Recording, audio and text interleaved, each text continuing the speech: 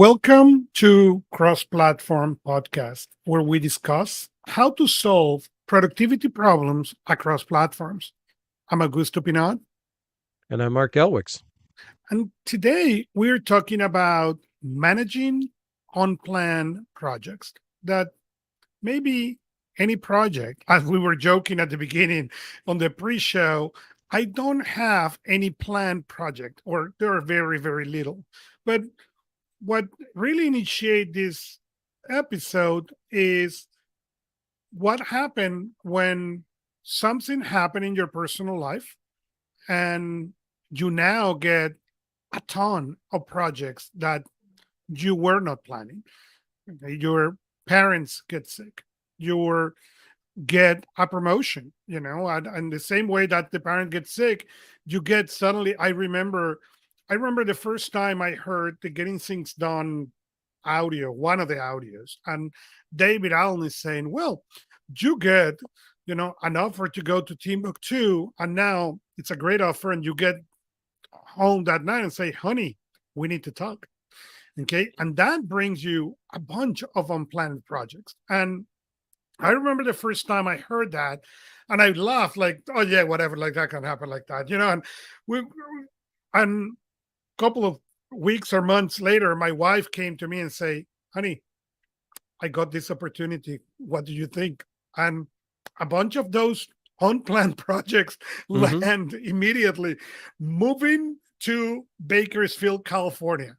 Um, so that's what we want to discuss because it happened. No, you were not planned or planning for any of those. They are normally not in the course of your normal day-to-day operations, but something happened in your world that require now incredible amount of projects. I had a client who his basement got flooded. Okay, he was planning to fix that basement?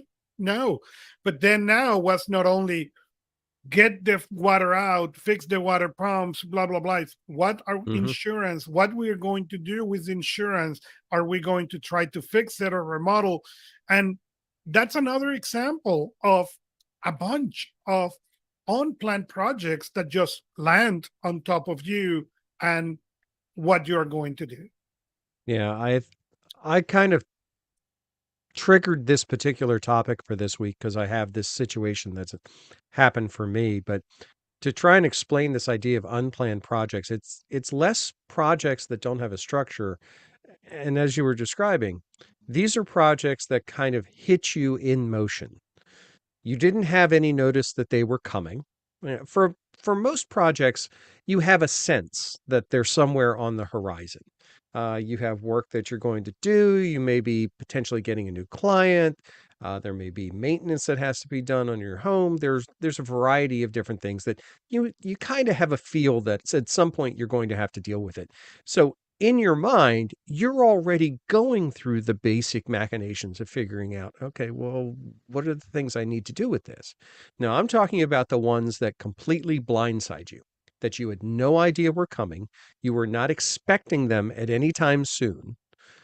And now, not only do you have to deal with them, but things may already have been done.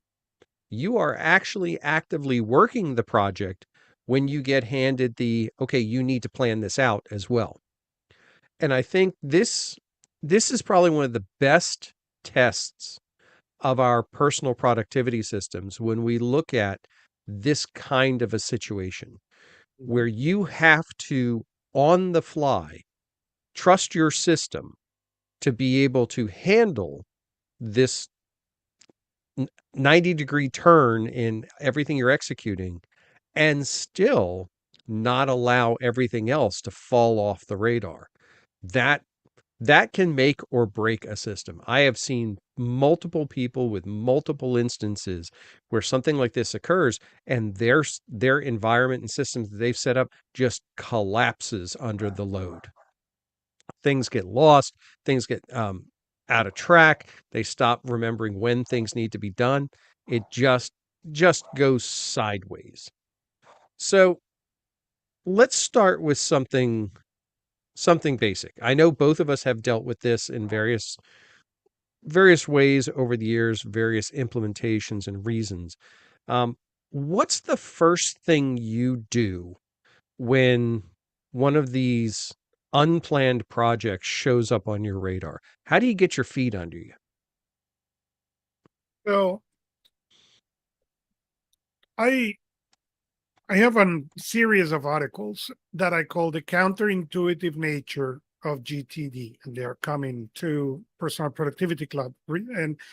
And that is one of these things that is counterintuitive. Okay. When this thing dumps on you, okay, the last thing that you think is, oh, I need to do a review. And and granted, I'm talking about the moment the emergency happens. Okay, you mentioned you have personal issue. I'm not saying, oh well, that personal issue can wait. Let me think about what are the things that are going to happen and review before. No, no, no. You take care of what you need to take care, and the first moment you can breathe, that's the first moment that you need to review. Why? Because that's the moment that you need to reassess every priority that you had until that moment. Okay, on the case of the client I mentioned, okay, yeah, the moment to do the weekly review is not, should I call this company or not? Let me do a review and think about that. No, no, no. You need the water to stop. That's the first thing to do. But after that, then you need to understand what are the priorities that are going to be there. And Mhm. that is counterintuitive. Why? Because you are overwhelmed.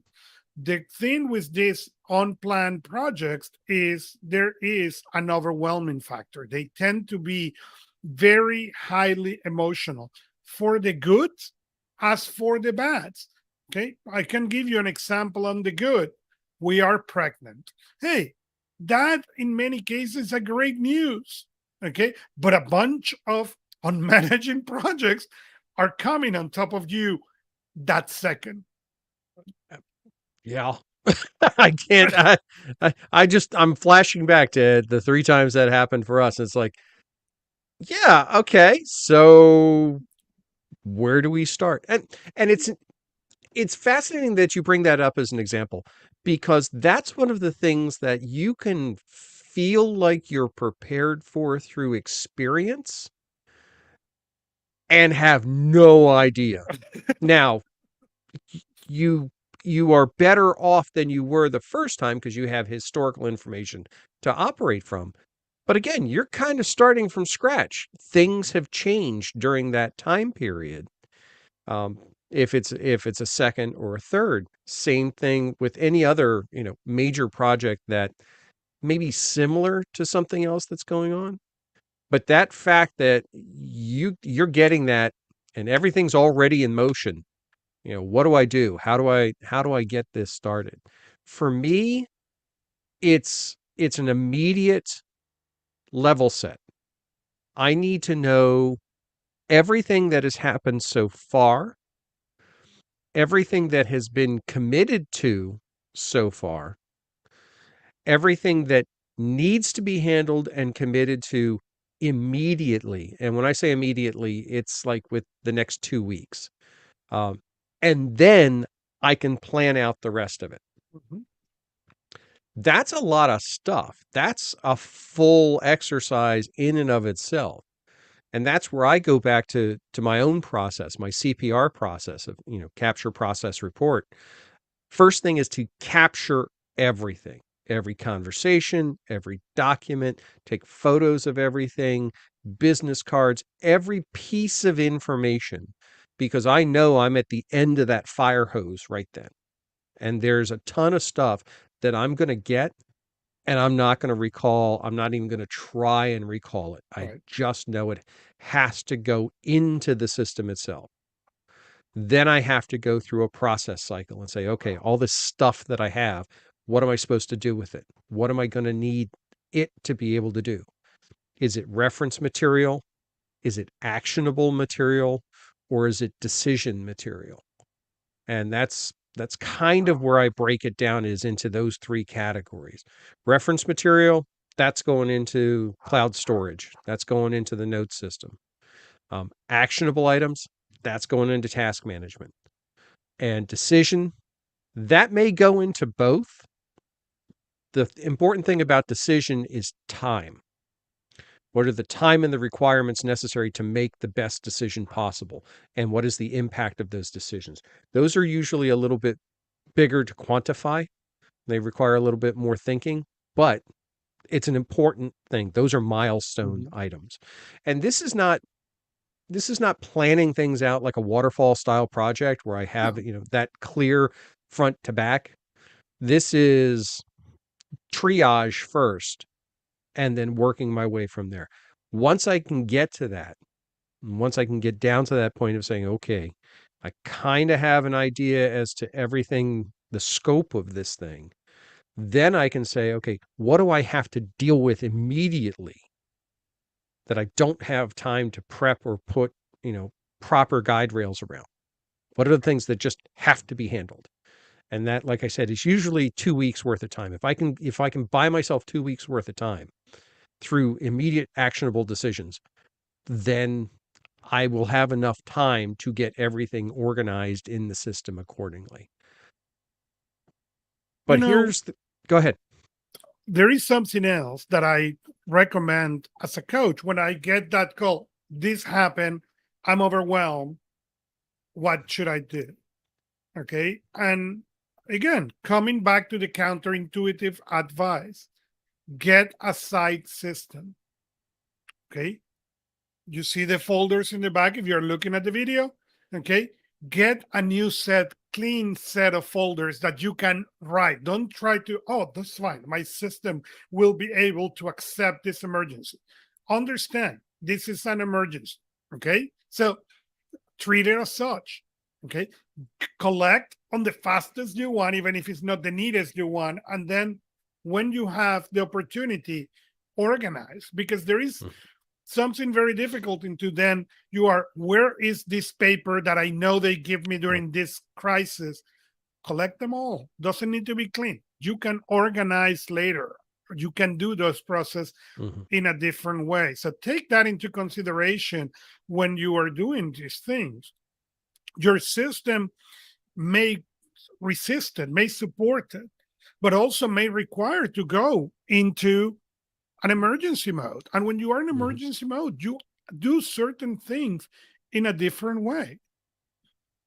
No, I agree completely with that. Having a clear mechanism to handle the first step in your process is probably the most important. Where I see most people struggle is when they are trying to process something while they capture it. So one of my favorite examples is when somebody gets handed a business card. Some people will take that business card and immediately sit down and start to try to enter that person's information into their contacts, maybe on their phone or whatever. And they'll take that time, and that's great. If you have that time to do that, terrific. But think about all the different times that you get handed a business card and you're like at the end of a meeting, or you're just sitting down with somebody to talk, and you get that business card. Oh, thank you. And you put it in your bag, and all of a sudden you've forgotten about it. It's gone. It just disappeared. But that half step to snap a picture of it, then you don't have to worry about the business card. It's gone. It can go away. You can throw it out. But you have the information. And later on, during your daily or your weekly review or whenever you do your processing, you can then go back and say, okay, what do I need to do with this? Is it reference? Is it actionable? Is it decision? Or not. And I'm going to tell you why they are not. 2 years ago, I got a call at some point in the middle of the night that my father had an cardiovascular accident. Okay. At that moment, again, there is a difference on these unplanned projects when they are crisis and when they are different kind. Hey, you're going to move, you're going to have a baby. Okay. On the crisis ones, okay, forget about processing. You may not have the mental bandwidth to do that for X day number of days. And when that happened, I grab a folder, okay, and everything was dumped into everything related to that topic was dumped literally into that folder. Okay. And it took until the crisis was averted, all that. Later, it was probably 2 or 3 weeks by the time I went document by document into that folder. Okay. When everything really had passed. And I have the mental capacity to look into that, because it's very easy for me as a coach or as a person to say, well, put them all in a folder and in your next weekly review, you open that file. Not necessarily. Okay. And not necessarily, because you may not have the emotional bandwidth to do that. And, when Hmm. that happened to my dad, I did not have the and nothing bad happened at the end. He recovered, fully Hmm. recovered. Okay. But it took me a while to be able to open all that information. Okay. And give yourself that space. Okay. If Hmm. I get a call during those times from my man say, I just need, yeah, it may take me 7 minutes to look into all the mess of that folder, but everything was into that folder. Okay. I didn't Right. try to process, I didn't try to scan, I did not have the ability to deal with all that information. And that is fine. That is something that is very fine. That is not the moment in that kind of emergency to think, oh, well, let me scan it in PDF so it's synchronized through my cross platform apparatus. No. Okay. That's not, but that's what we Hmm. tend to think. Oh, yeah. Okay. How I'm going to access this information? What is going to be the path of less resistance on the conditions? Okay, as we said on the other example, the baby example, that is different. You're happy, okay, great. Create the system and synchronize it and take pictures. Awesome. But you need to understand, where are you on that Hmm. emotional place when these projects come? And are you ready to really deal with that? And bringing to that example of my dad, there were projects that came after that. Yeah. Okay. How we're going to elderize, okay, if that is a word, okay, my parents' house. Okay. Okay. Because my parents' house was not designed to Hmm. for them to be elder. Okay, that was the house we grew. They don't want to move. It's been a similar discussions many people had with their parents. It's nothing original, but at that particular moment, that came to my mind. But it was not the moment. I didn't have the bandwidth, the time, or anything with everything that was happening to sit and say, "Let me create a project. How we are going to elder-proof my parents' home." Right. Capture it, throw it in the folder, okay, and let it go. Okay, eventually your mental abilities and emotional state will allow you to come back and process that folder. Oh, completely agree. I think we have gotten to a point with personal and professional productivity that we actually shame people who aren't at a point of instant retrieval for their information. If you are spending 30 seconds to retrieve your information, you've done it wrong. No, let's be clear about that. Yep. No, Nope. this is an overarching goal that people have set that actually has no benefit at the end of the day. It's convenient if the information is available. That's the most important thing. Can you get to it? It's not how fast. And the reason why I say it that way is because if we pull the digital piece out of the conversation, and if we were to do this exercise the same way that had been done for hundreds of years before this, all on paper, Mhm. you have indexed books. You have to flip through pages. You look at a table of contents. You look at an index, but the information's there. You know to go look in the book. And that's what I think about with these systems. I have a similar circumstance, like I mentioned. Unfortunately, my mother fell and broke her hip. Um, she's 85, so this is a thing with elderly parents. And one of the first things that I had to do when I arrived at the hospital is I started getting bombarded with names. I had a doctor's name, I had admissions name, I had a head nurse's name, I had you know, just names and names and names and what Mhm. their role was and who did what. And I'm like, there's no way I'm remembering any of this stuff. So all of that, literally just pull my phone out and just type it into a note. And it didn't matter what tool it was in, honestly. Didn't Mhm. matter. Just capture it in. Could be a text message to myself. Didn't matter. It was stored. And at least at that point, then I could go back and say, okay, I need to create a list of all of the people. Am I ever going to need that list again after she leaves that institution? Probably not. Those are all reference pieces, but they were captured and they are referenceable. And if there was Mhm. ever a question wherever I was, I knew that I can go to my phone and at least say, okay, this is where it is. And whether it's your phone, your PC, whatever, this kind of a dynamic project where things could be changing wherever you are at any given time, it's critical to be able to have that brute force capture that's Correct. going to allow you to process it later on. But don't feel like you have to process it when it's coming at you. Like I said, the worst mistake I see people make is them sitting there trying to say, okay, I'm going to take this and now I'm going to scan this here and I'm going to put this over here and I'm going to fill it out and now I'm going to do the next one. Okay, that's fine, but just get the stuff in, then work with it. Because, and we were discussing this before the show, because you can then get an overview of everything that has to happen and how things interact. Mhm. So, for example, if you're talking about follow up calls you need to make to doctors, you can create labels and systems to say follow up doctor and be able to pull that label and have the dates that you're supposed to schedule those appointments or follow up insurance or whatever. You can quantify because you have those in aggregate. But if you're trying to handle each one as a one off, you wind up with categorizations that may duplicate themselves. You may wind up with multiple projects that are really the same project or sub-project.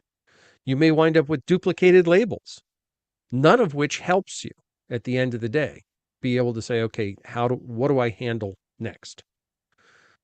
So that, I think that's probably the biggest step when we talk about getting something like this thrown at you and getting your feet under you is being able to get it that initial capture.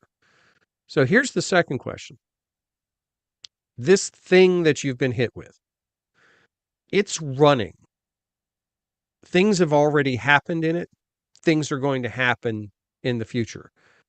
How do you not let it swamp everything else that you have going on? That will happen. There is impossible because you just got, again, we need to make the distinction. Is this an unplanned emergency, non-emergency? So let's go on the non-emergency first. The non-emergency is very easy. Okay. You are happy. Okay. You can now look how you are going to do, again, go review, see how this is going to affect the rest of your projects. Okay. I remember 2019. Okay. When my wife came and said, hey, I have this thing in New Jersey. Okay. Okay. Well, that changed everything. Okay. From moving companies to state to moving. Okay. It is a massive amount of unplanned projects. Okay. And we did it, but none of that was critical. None of that was an emergency. When the Okay. emergencies happen, that changed everything. And again, that's what I'm saying about make a side project. Okay. Make a side list. Okay. What are the things that need to happen in the next 24 hours?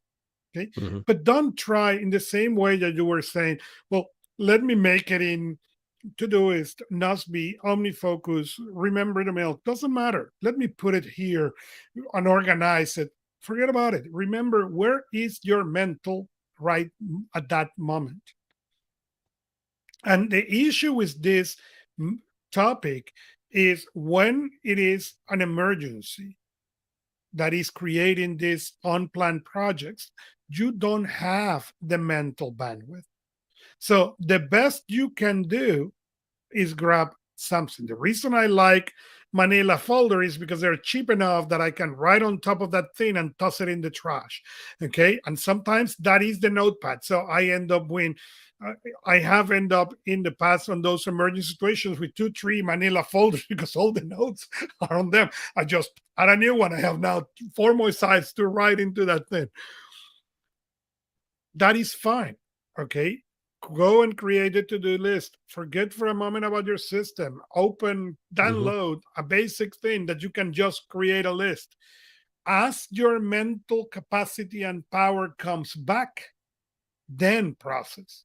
But don't try. Your system must, at least most of the people I have the opportunity to work with their systems are complicated. Okay. David Allen's system is complicated, and he Mhm. said it. Okay. It is a system that works under certain conditions. You need to understand when these things happen and emergency kind things happen, your brain is not full power. Your brain has a big amount of it getting distracted with the emotions of this emergency. So the best thing to do is go, as you said, a notepad, okay, and make the list in there, okay, and as you can, okay, you go and organize and process, and even depending the size of the emergency, that may be your time management thing for the next 3 days, and it's fine, I because one of the things that we think is, oh well, my system need to be able to handle this. No, Yeah. your system is designed to work under certain conditions.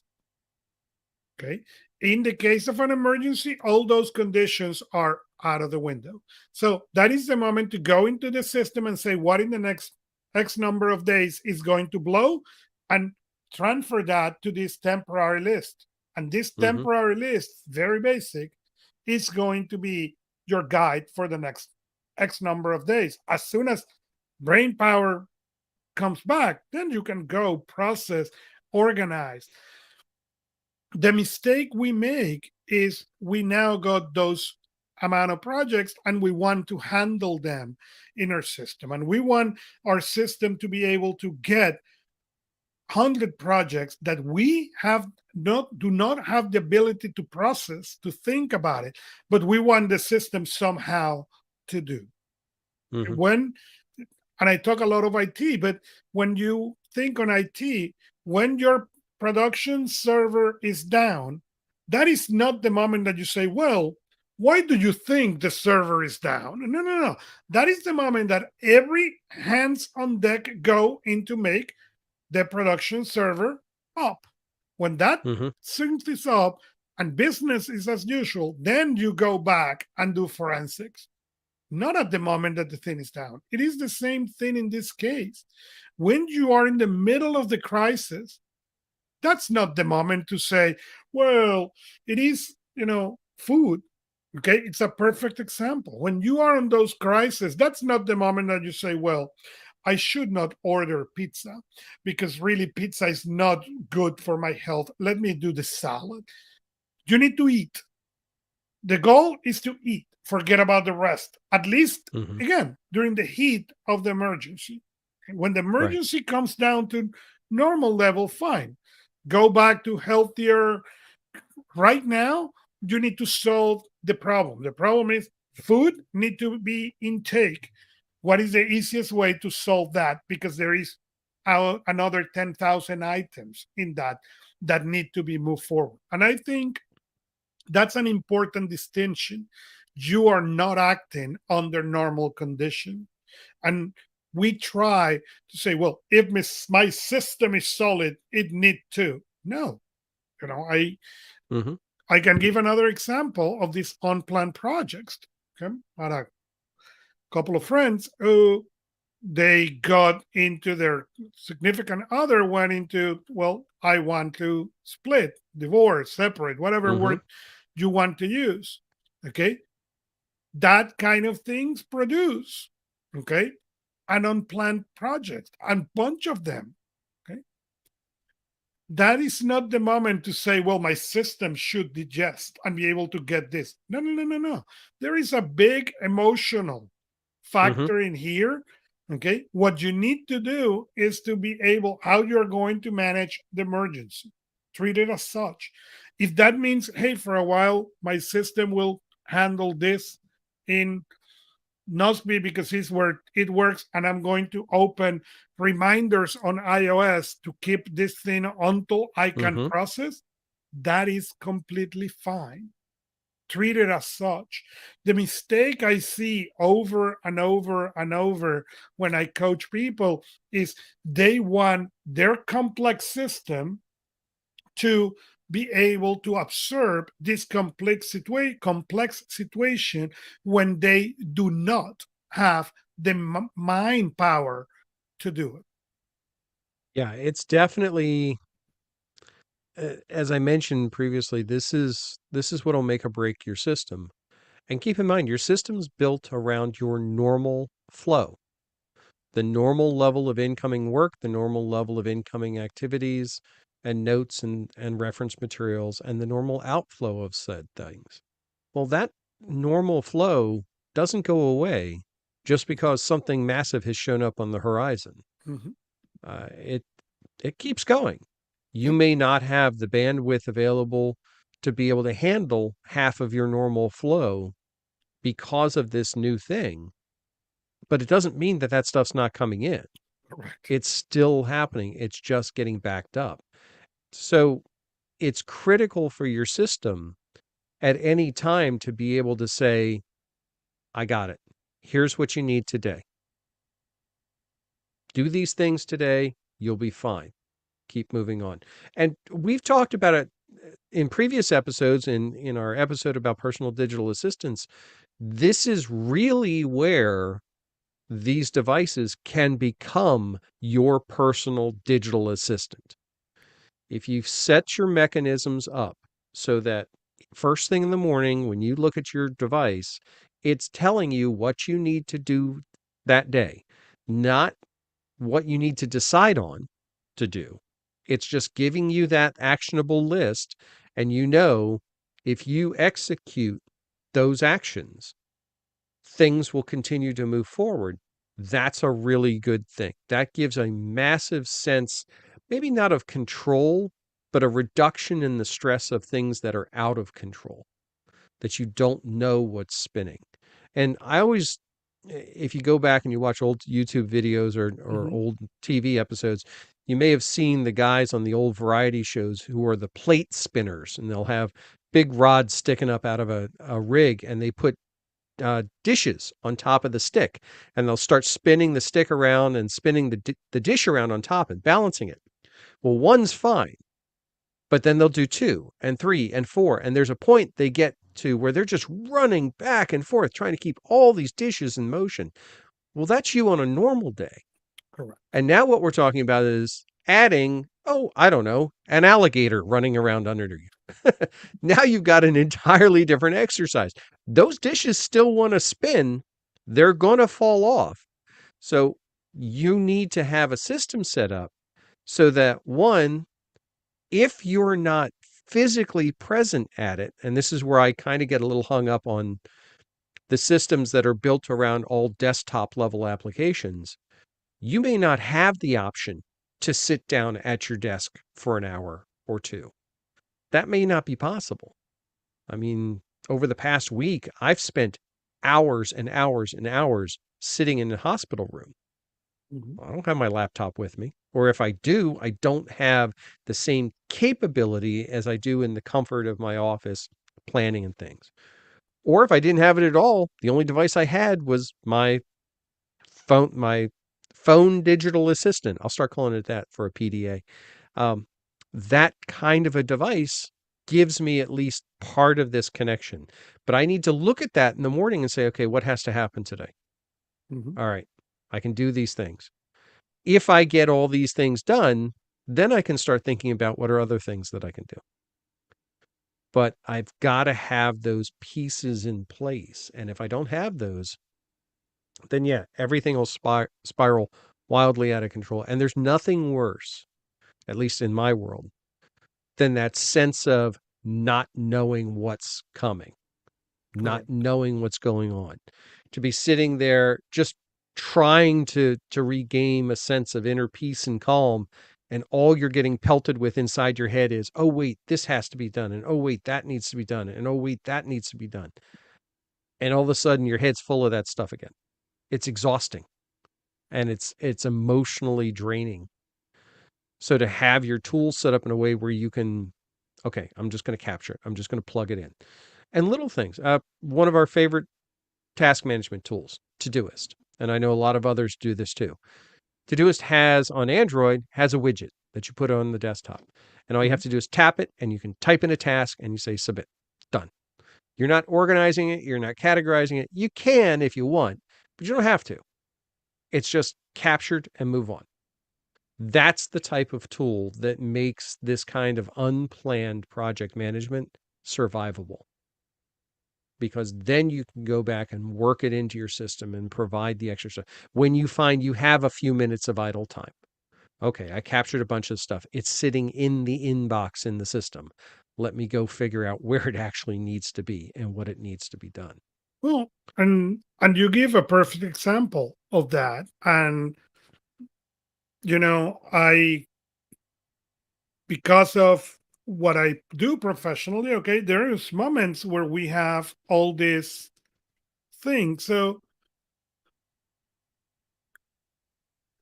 there is moments that manage the inbox or manage in the inbox is good. You don't need to go as you don't need to get, hey, you can say, I'm going to file everything that is on my inbox right now in this project that says classified. Okay. And because of these conditions, I'm going to manage everything that need to be done right now on that. And that has happened. I don't need to be the practices for this don't necessarily days off. Hey, you get a call, something happened that is critical. Okay, don't need to be personal. Maybe it's work. Okay, maybe as I said, a Mm-hmm. server went down. Okay, um, roof went down in the church. Those kind of things. And now you are all hands on deck for the next X amount of hours. Move to your inbox, move to a clean list where you have only that and everything else it's outside. Again, what you need to understand from the coach perspective is you are not under normal conditions when these things happen.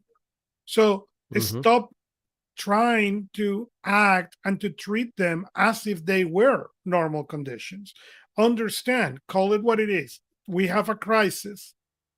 Okay. And eventually, after crisis is done, we will be able to do better. But right now, let's manage what we have and Yep. understand where are you emotionally, because there are crises that you are you have zero emotional attachment, and there are Mm-hmm. others that don't.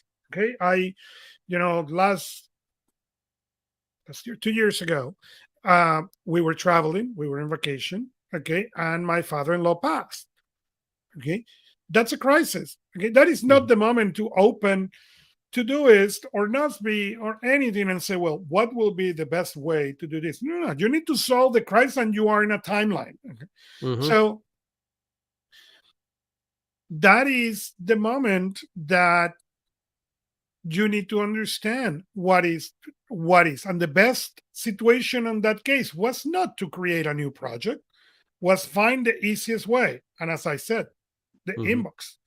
That's where I manage getting plane tickets, getting all that needed to be organized, and every input was dumped in there. And eventually, okay, I was able to sit back and process all that. But I live in that inbox for 2 or 3 days.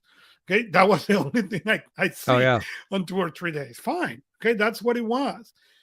But I was not under the impression that, well, I will be able to input this. And no, there was no project to create. Okay. There was an emergency to solve. Okay. Right. And even I can tell you in a moment that was overwhelmed with all that it was happening. Mm-hmm. And I call I needed to make a decision and I couldn't. I was overwhelmed with the amount of decisions we have been taking in the last 2 hours. So I called my best friend and say, these are your three options. Make a call. Mm-hmm. And he helped me making the call. And again, it is fine. Understand where your emotions are playing into these unplanned projects. And Yeah. I think one of the things we do poorly is we think, well, That's the reason my system is meant to be solid. No, your system, what your system does is allows you to get back into the proverbial wagon. Mm-hmm. David Allen has said for years, and it took me a while to understand and say, no, no, the only difference between you and I is that I know how to get back. Okay. Yeah. Your system and a solid system, the only difference is that gives you the clues how to get back. That doesn't mean that you don't get knocked out of it, that you are not going to fall, and there are not things that are going to basically throw you off. Mm-hmm. The solid system, what is going to allow you is to, at a certain point, process all that when your main power and emotions are settled, and then get back to working at the speed you are used to. Yeah, definitely. I mean, the ability to find your way through an unplanned event is almost more important as as part of the overall scheme of things, because no matter what the unplanned event is that's going on, time's going to keep moving forward. Things will continue to progress. So as long as you're still on this little ball of dirt we call a planet, um, you're going to have to keep moving it forward. To bring to the last part of this conversation today, what are some strategies that we can give people to kind of prepare for the unpreparable? What are things that we can do? And I have a couple things that are in mind, so I'll throw them out first. Um, One is to go through the exercise of known events that could occur, not the doom and gloom of every possible bad thing that can happen, but for example, a medical emergency. Okay, somebody has a medical emergency. Take some time and think through, well, what needs to happen? I need to know where they are. I need to know what information I need access to. I need to know their physician, planning times. Put that list together. I'm not saying build a fancy structure around it. I'm saying just create a note somewhere in your system of all the things you might need to know. And I say that from practical experience because of having this recently happen with my mother. The one thing I didn't ask right away on like the first and second day, I didn't ask when visiting hours were or the requirements of visitors.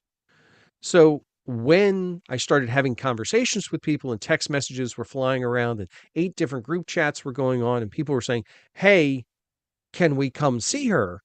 I didn't have an answer. And immediately that created a stress point for me. I'm like, I don't know. Finding out the visitation hours, that was fine. But then there was a cap on the number of visitors. I didn't realize that. I didn't know. So to take those learnings and to put them into a note so that the next time something like this happens, and I hate to say it, but eventually all things will happen again. I can look at that and say, oh, okay, that's a question I need to ask and be able to go through. I don't have to have that in my head to say I should ask the following questions. This is just a possible thing that I may need to know. Doing that exercise for known unplanned events that could occur, one, I think is a good exercise because every time you go through a practice, and it's like a sporting practice. If you're going to go out, if you're a golfer, you go out to the driving range and you hit a bucket of balls and you go through 100 balls. You're not competing, but what you're trying to do is get that muscle memory to be able to handle a repetitive, consistent execution. And going through these exercises, going through this process and working with a coach to go through these exercises gives you that muscle memory, that virtual muscle memory to say, okay, things have gone off the rails. What do I need to do? And that's when that practice and that training kicks in. And you start to say, okay, I just start capturing stuff. What are the ways I can capture it and what can I do with it? That I think is critical. So going through those exercises is a big deal. Uh, the second thing I think, is to do a crash plan. If everything goes off the tracks and it's something you have absolutely not planned for at all, you have not foreseen, um, in that generic scenario, what are the things that have to happen? Mhm. Is everyone safe? Do you know where everyone is? Do you know everything do you have a sense as to what's going on? That basic thing. Because again, you're dealing with an unplanned event. Now, I'm talking primarily about personal events, but professional's just as This is important. the And same.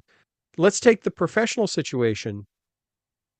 A critical employee leaves. They quit. They're done. They're out. They've had enough. Gone. It's not a 2-week notice thing. It's not a planned departure. It's not a layoff where there's a schedule to it. They're out. They hit the lottery. They're gone.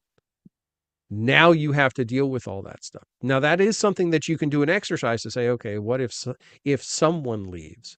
But you can't really do that for every person you're interacting with because you don't know all the stuff they're doing. And you can't go through and define everything. A lot of organizations will tell people to, have their own transition plans. Who the heck does that? Nobody does that. I mean, especially if you're leaving under duress, you're certainly not going to set up a transition plan for the next person coming in. You couldn't care less at that point. But if you're that next person, what the heck are you going to do? How are you going to Mhm. start this?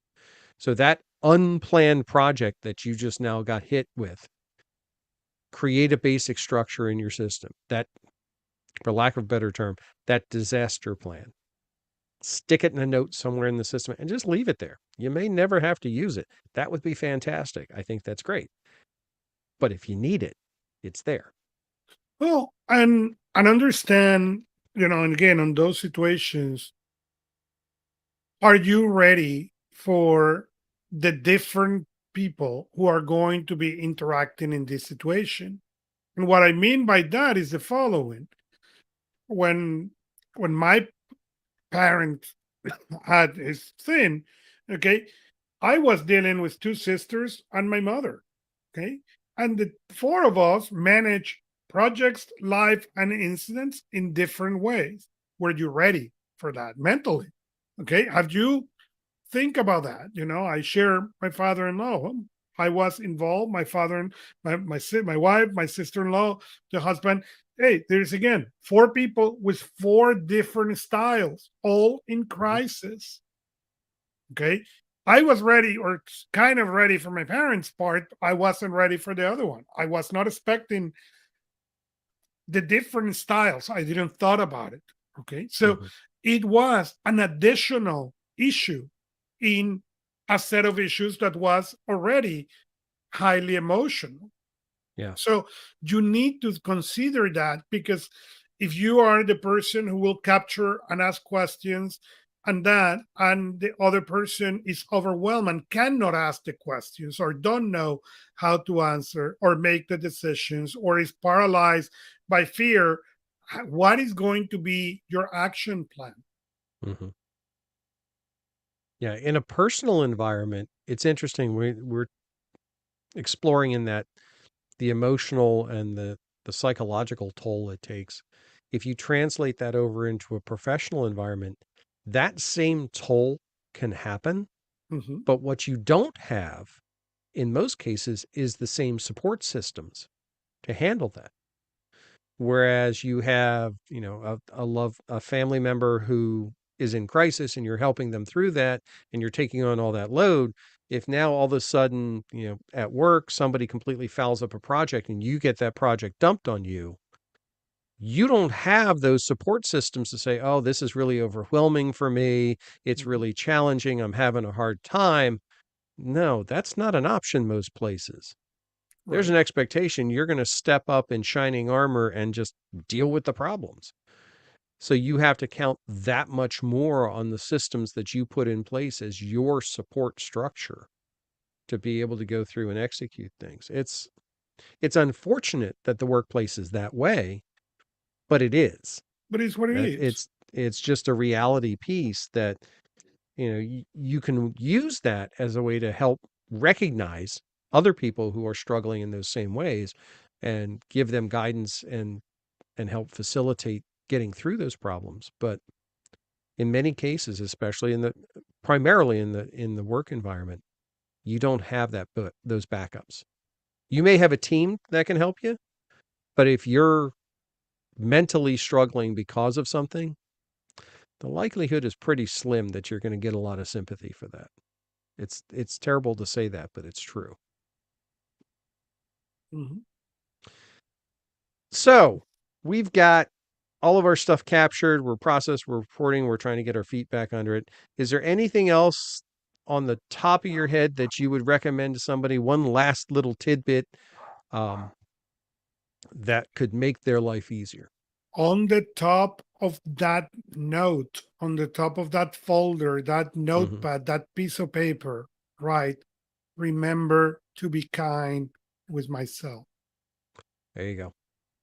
That is excellent. That is the one person you can beat up the worst and nobody will know that you're doing it aside for you, and it makes it that much harder. Mine's not nearly that profound. Mine actually feels kind of trivial now. Thanks a lot. You're welcome. But this is one of those times that I think having a dedicated task management tool can really make life easier. If you're using something like a Notion or a Workflowy or a Noseby or something like that, where you're handling notes and tasks and calendars and everything, that can often get in the way, I think, with these kinds of situations. Having a tool that has a single job. That's the reason why I say, like, if you need to take notes, just use like Apple Notes on your phone, or just use like Google Keep on your phone, something direct capture, Samsung Notes, whatever. Just capture the text, move on. Don't worry so much about the big, heavy, powerful capabilities of these multifunctional tools that are out there. You need simple. Focus on simple. Complex you can deal with later, but keep it simple. So hopefully you don't have too many unplanned projects show up on the horizon, but they will. And when they do, go back to what you said. Just be kind to yourself. Mm-hmm. So, and with this, wishing your mother recover very fast and very well. Follow us where you like to listen to podcasts, like us, or subscribe to us and leave us a review. You can also interact with us on PersonalProductivity.club. Cross-platform has a channel there. We are Augusto Pinaud and our Gelwicks. See you next time from your favorite device. Thank you.